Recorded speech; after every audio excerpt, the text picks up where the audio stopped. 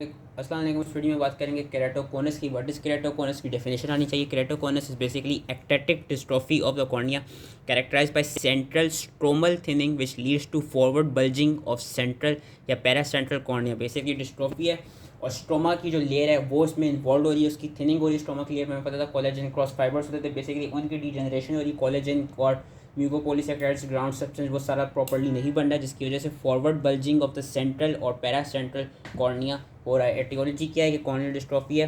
Primary भी होती है, सेकेंडरी भी होती है। प्राइमरी में ज़्यादा इडियोपैथिक या ऑटोसोमल डोमिनेंट केस देखे गए।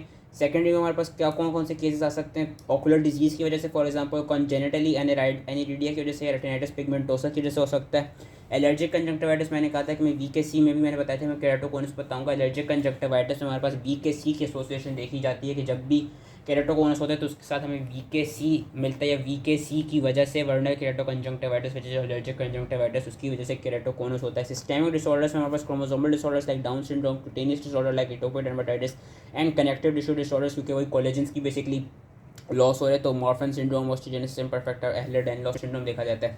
पैथोजेनेसिस नहीं याद रखनी पड़ी, यही है कि डिफेक्टिव सिंथेसिस होती है कोलेजन्स की और म्यूकोपॉलीसैकेराइड्स की। एज रिजल्ट उस स्ट्रोमल लेयर की डीजनरेशन और फ्रेगमेंटेशन शुरू होने लग जाती है, which causes thinning and forward bulging of the cornea.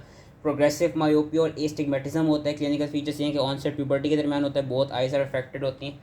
Astigmatism और मायोपिया मैंने बोला मिलता है कि मेन जो हमको केस आएगा, केस में बताया जाएगा कि वो जो भी पेशेंट होगा वो हमेशा बार बार उसकी कंप्लेन ये होगी कि उसको बार बार अपने ग्लासेस चेंज कराने होते हैं, क्योंकि उसका बार बार रिफ्रैक्टिव एरर बदल रहा होता है। वो बार बार रिफ्रैक्टिव एरर बदल इसीलिए रहा होता है क्योंकि उसके स्ट्रोमा की प्रोग्रेसिव डीटेरियोरेशन, डीजनरेशन हो रही है। तो ये मेन कंप्लेन होती है कि उसको बार बार चश्मे क्या कहते हैं नए बनवाने पड़ते हैं। सिम्टम्स क्या आते हैं? Painless progressive deterioration of vision for near and distance, photophobia, monocular diplopia, acute hydrops. Acute hydrops is basically sudden visual loss which is accompanied by pain, photophobia and hydrops का मतलब है कि there is collection of water in corneal stroma due to break in the Descemet's membrane.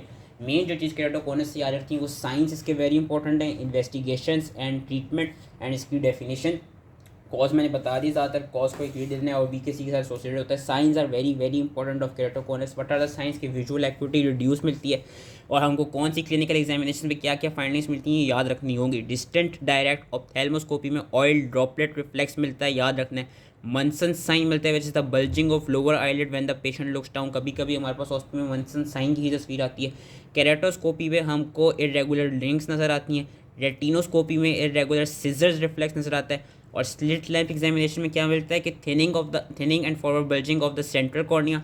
Votes lines हमको मिलती हैं। Corneal nerves prominent मिलती हैं। फ्लेशियर rings नज़र आती हैं और कॉर्नियल स्कारिंग एडवांस केस में मिलती है। तो ये जो सारे साइंस हैं कि reduce visual acuity examination, distant direct ophthalmoscopy में oil droplet reflex, Munson sign, keratoscopy में इरेगुलर रिंग्स, रेटिनोस्कोपी में irregular scissor reflex, slit lamp examination में thinning and forward bulging of the central cornea, Vogt's lines, corneal nerves are more prominent, Fleischer rings and corneal scarring. ये signs याद रखने होंगे। Investigations दो होती हैं जो हम कराते हैं, कॉर्नियल टोपोग्राफी एंड केराटोमीट्री, ये भी याद रखनी होगी। एंड ट्रीटमेंट क्या होती है? Treatment is done through spectacles. Spectacles के अलावा रिजिड कॉन्टैक्ट लेंसेज, इंटैक्स दे सकते हैं which are intra corneal ring segments. Collagen cross linking वाले हम प्रोडक्ट्स दे सकते हैं जिसमें हम राइबोफ्लेविन के ड्रॉप्स देते हैं। राइबोफ्लेविन इवन तो उन्होंने अल्ट्रावायलेट रेडिएशन भी लिखा है, लेकिन मेन चीज़ रखनी है riboflavin drops. Riboflavin drops basically वो क्रॉस लिंकेज करा देते हैं कोलेजन स्ट्रोमा के दरमियान, जिससे स्ट्रोमा डिटेरियोरेट नहीं करता। डीप एंटीरियर लेमेलर केराटोप्लास्टी करा सकते हैं या फुल थिकनेस केराटोप्लास्टी करा सकते हैं। और एक्यूट हाइड्रॉप्स को हम हाइपरटोनिक सेलाइन से या पैचिंग या बैंडेज कॉन्टैक्ट लेंस से ट्रीट करने। ट्रीटमेंट आनी चाहिए spectacles, rigid contact lens, Intacs, collagen cross linking products में राइबोफ्लेविन के drops, deep anterior lamellar keratoplasty, full thickness keratoplasty and acute hydrops is treated by hypertonic saline and patching और bandage contact lens. Complications दो होती हैं, acute corneal hydrops and scarring of the cornea या central cornea जिसमें हो रही है। तो that was all related to keratoconus. I hope ये समझ में आ गया हो। Thank you.